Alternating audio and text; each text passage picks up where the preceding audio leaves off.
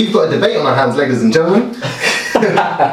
My name is Elliott Reid, osteopath and founder of the Revitalize Clinic, and this is Steve. I'm a personal trainer and strength conditioning coach here at Revitalize. So what we're going to talk about today is, are there good and are there bad foods, and what are the utilities of calling them good or bad.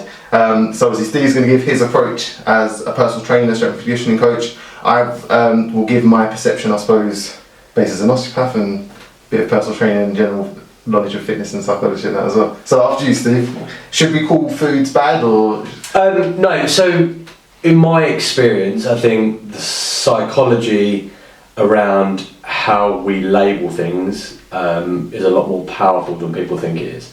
There are lots of different programs out there that base their diet and the foods that they're advising and prescribing people as good or that's a sin, it's something bad, it adds a negative connotation. So in my experience, kind of looking at things and going, hang on, is it good and bad, or is it higher in nutritional value, lower in nutritional value? Mm-hmm. For a perfect example, what we spoke about before is, if I say to people, burger and chips, most people naturally go to, thinking about McDonald's, Burger King, something like that.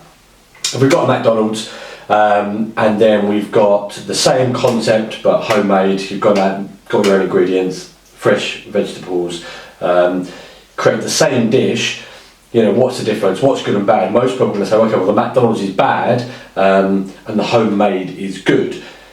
But actually, the negative connotation of bad, is the McDonald's bad? I wouldn't say it's bad, no. It just lacks the nutrition that our bodies need to function. Mm-hmm. The homemade burger and chips, we've got macro and micronutrients, everything that the body needs to function, hormone production. We spoke before about foods that can aid in weight loss because it helps you feel fuller for longer, so high in fibre, things like that. So by just adding a different frame around the same picture, you've straight away got people that are gonna, if they have a McDonald's because they've got multiple kids, they've got football lessons, they've got swimming lessons, on the way home, mum's still got a job to do, she's got to feed the kids, put the kids to bed, right, easy, let's go into McDonald's drive-through, grab the kids a Happy Meal. Do you know what, I'm going to grab myself a burger in that process because I'm not going to have time to do anything else in this current evening. A lot of people are going to take the approach to, well, hang on a minute, that's bad, your fitness goals, everything you're aiming towards, it's a negative now. Well, do you know what, actually it is a negative, so I'm not good enough, or I'm not cut out for this, or my lifestyle's not cut out for this. Well, actually no, it's acceptable to have a burger, just don't have a burger 7 days a week. And then look at the rest of the week on how we add more nutrition to the same dishes. Does that make sense? Yeah. So what about then, say if we were to extrapolate from that and say like everything is fine in moderation. Mm-hmm. So would you say that cigarettes are bad? My personal opinion, I would say they are not healthy for you. Yeah. People will sit there and say, of course, they're bad. But if you're trying to get someone to give up smoking and you're continuously throwing, this is bad, this is really bad, this is horrendous, right, as opposed to, actually, this isn't probably the best thing for you, there are things that you can do, it's that whole reframing. Okay, fine. So rather than, so you're using, it's more, rather than something being good or bad, objectively, mm-hmm. you are interpreting the subjective perspective of the client and trying to understand or predict how certain language will affect them, mm-hmm. rather than pass an objective opinion about it. Yeah, 100%. Because if you think, a lot of the people that we see are they've been in a position they've been in multiple times, they've tried the process multiple times, they've always been told that it's bad, they're failing, it's a negative, everything that's been revolving around the negativity, hence why they continue to go through that cycle. So my approach is to try and flip that mindset and go, well, hang on a minute, don't beat yourself up. If you go on holiday, you go on a honeymoon and you have a couple of glasses of wine, is that a bad thing? No. If you have 7 or 8 glasses of wine 5, 6, 7 days a week, well, hang on a minute, now it starts to have a negative impact on your body, as opposed to. And saying something that has a negative impact on your body, or saying that something is negative when it reaches a certain threshold, what's the difference between that and then saying it's bad? Or is it a case that people are interpreting that they're bad? Yeah, in theory, there is no difference except the approach and how we're seeing it. So it's almost like when psychologists say you never should say that a child is bad, you say that action is bad.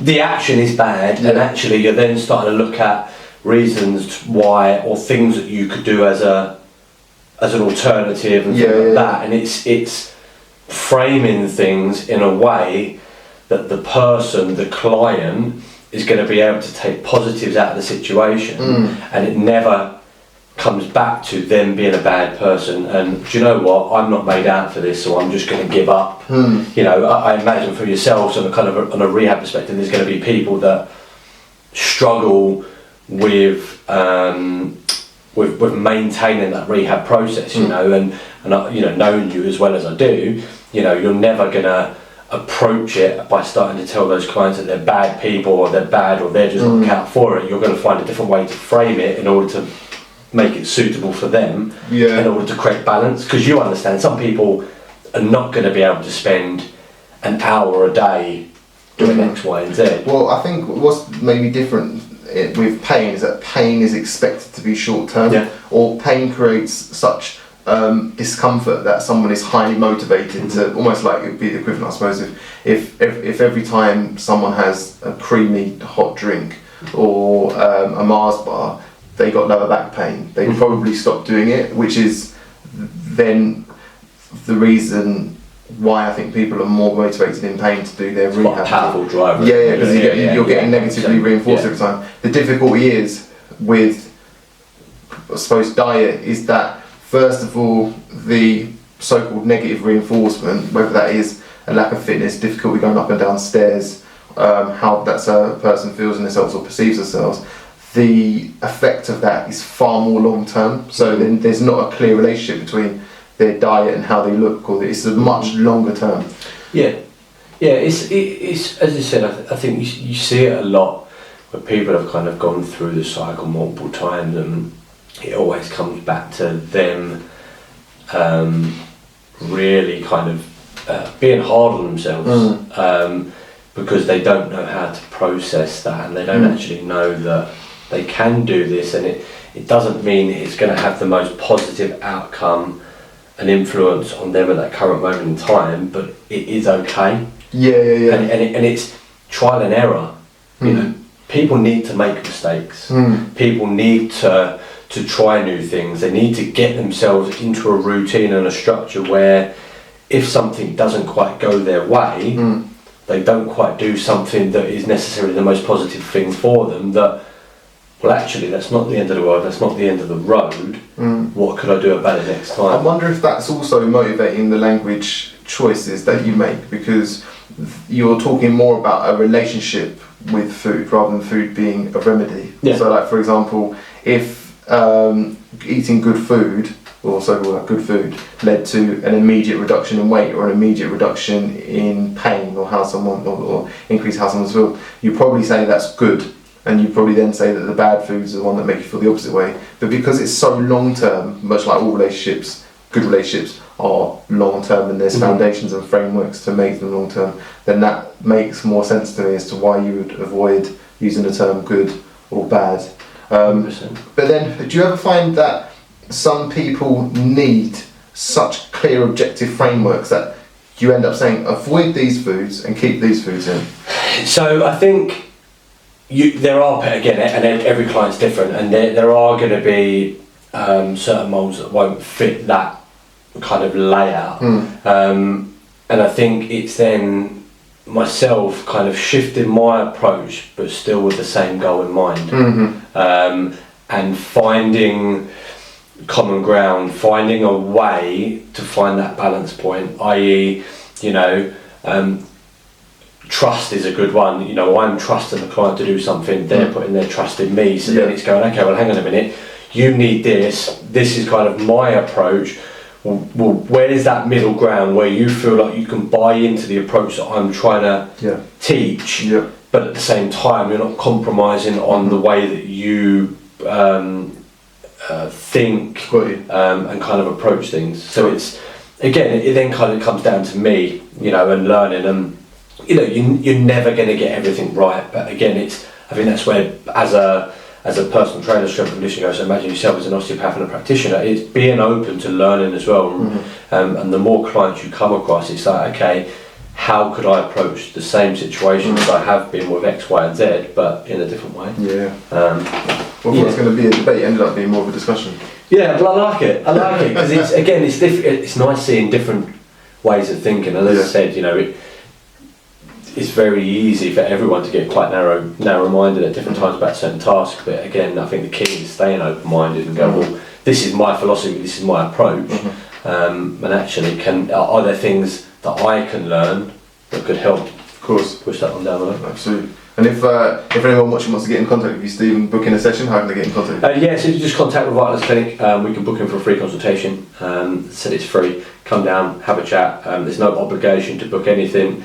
You know, come out, and even if you fancy coming down for a debate, you know, maybe you've got some opinions that you would like to that you'd like to put across as well, or maybe how you learn, and you feel like you can come into this environment, then give us a shout. Sounds good to me. Cheers, Steve. Thank you.